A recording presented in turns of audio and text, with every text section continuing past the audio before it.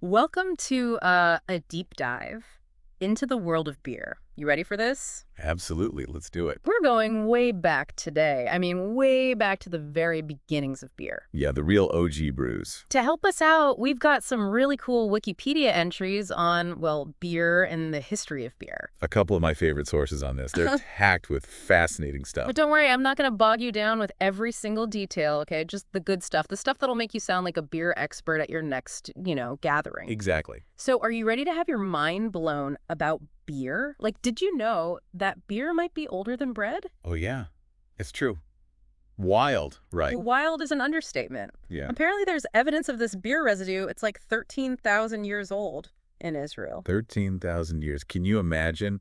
Talk about an old recipe. That's one ancient hangover waiting to happen. And it wasn't exactly, your crisp, refreshing lager. We're talking like a thick, gruel-like drink. Gruel, like what is that? Okay, so maybe not the most appetizing image, but hey, I guess it was a hit back then. Makes you wonder what those folks would think of an IPA, right? Seriously. But, even way back then, beer wasn't just about, getting buzzed. It was a big deal, culturally speaking. Take ancient Mesopotamia, for example. About 4,000 years ago, they worshipped Ninkasi, the goddess of brewing. A goddess of brewing. You're kidding. They took their beer that seriously. Oh, yeah. And get this, we actually have her recipe, the oldest surviving beer recipe in the world. Wow, that's amazing. So are you saying we could try to brew this ancient Mesopotamian beer today? Well, I mean, theoretically, yeah. The recipe is pretty basic by today's standards, but finding the right ingredients, that's a different story. Plus, I'm not sure how palatable it would be. Probably best left to the history books then. But I'm still stuck on this goddess of brewing thing.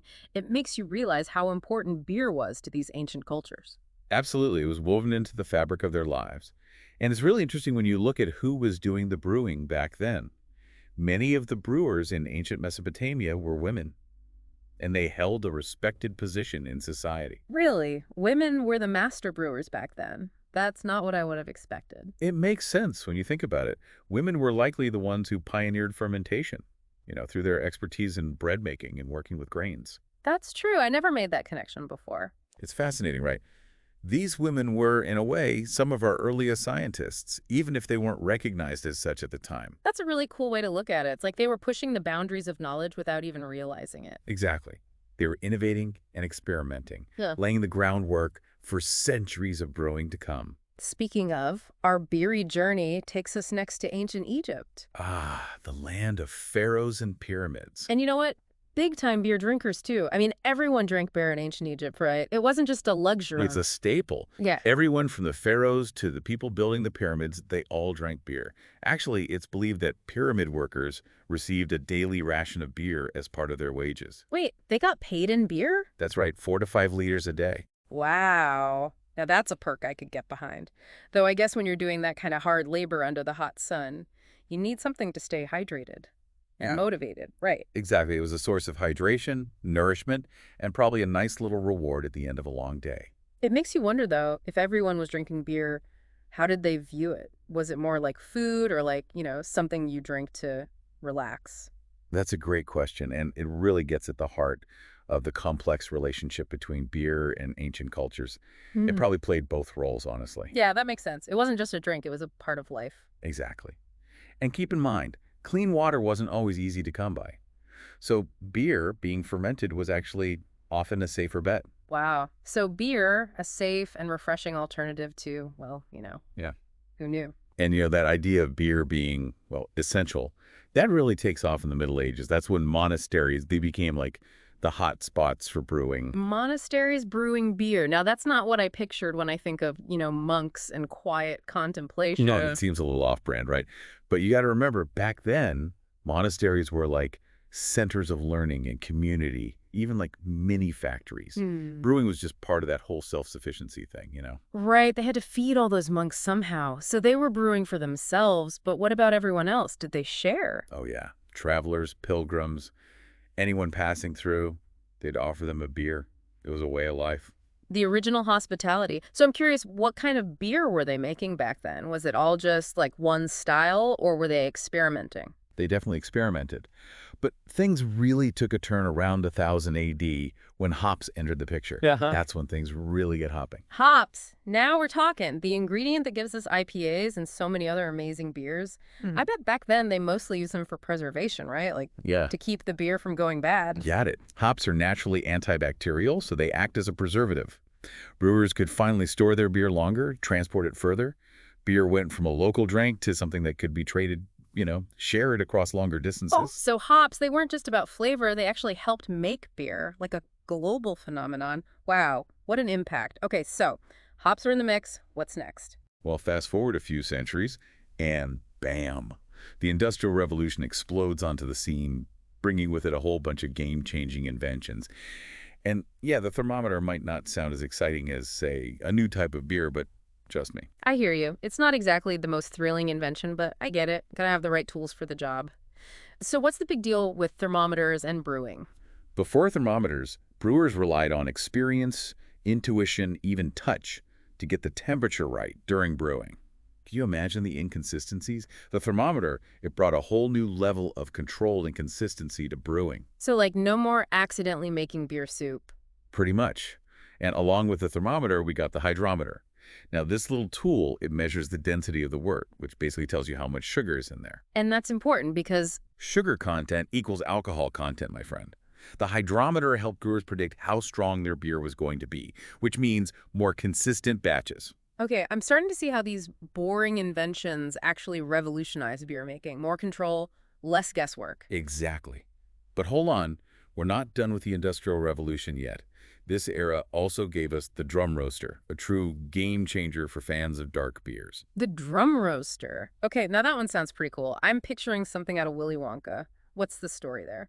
Think about your favorite dark beers, porters, stouts. They all relied on those rich, dark malts, right? Well, before the drum roaster, getting those malts just right was tough, inconsistent. But then, boom, the drum roaster allowed brewers to roast those malts to a perfect level of darkness every single time. So like going from burning your toast to perfectly toasting it every time, but with malted barley, that's pretty awesome. Dark beer lovers everywhere owe a debt to the drum roaster. So more precision, more control. It seems like that's the theme here. But wait, there's more, isn't there? Because I can't talk about the science of beer without mentioning, well, the big guy, Louis Pasteur. Pasteur. Now, he's a household name. Most people know him for pasteurization, right? Killing those pesky microbes. Exactly. But what does that have to do with beer? Did he hate fun? Well, Pasteur loved good beer, and his work on yeast, that was revolutionary. See, before him, brewers knew fermentation was key, but they didn't really understand why it happened. Pasteur, he figured out that it was those tiny yeast cells working their magic, converting sugar to alcohol. So he took all the mystery out of it. No more magic, just science. Sort of. He demystified it, sure, but his work also meant more reliable, more controlled fermentation. Beer got better, more consistent, because of Pasteur. Wow, that's a huge legacy.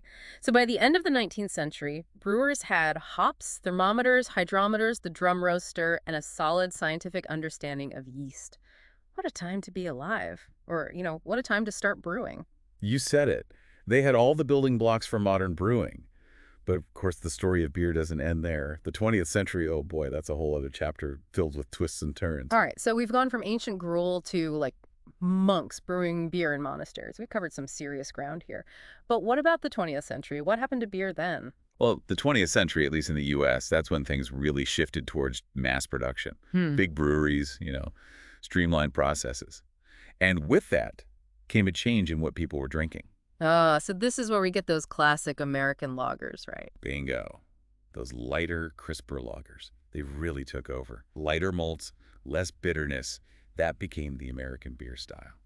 And I bet marketing played a big role in that, didn't it? I mean, those old beer commercials, they're iconic. Absolutely. Marketing had a huge influence on what people thought tasted good. Refreshment, leisure, that's what those lighter lagers became associated with. It's amazing how powerful those messages can be.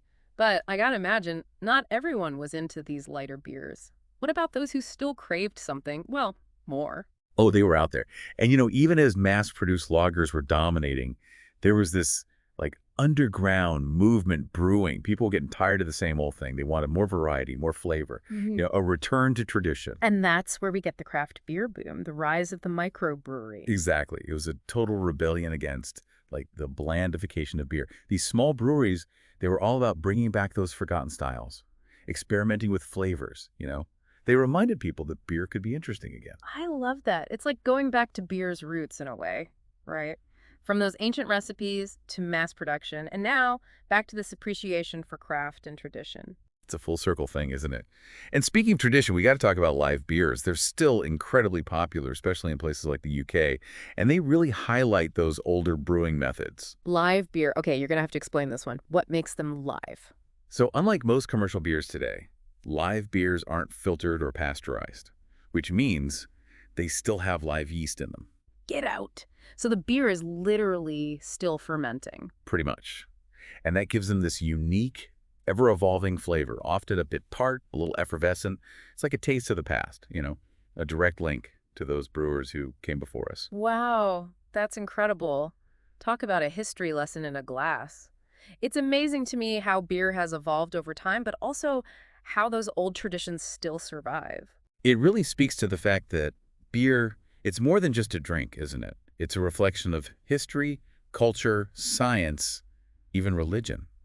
It's something that has connected people for, like, literally thousands of years. After this deep dive, I don't think I'll ever look at a beer the same way again. Hmm. It's kind of humbling, to think about all the people who played a role in getting that beer into my glass. It really is. Every sip is a journey, a connection to the past, and, yeah, a taste of the future of beer, too. Well said. Cheers to that. And thanks to you for joining me on this deep dive into the world of beer. The pleasure was all mine. Until next time.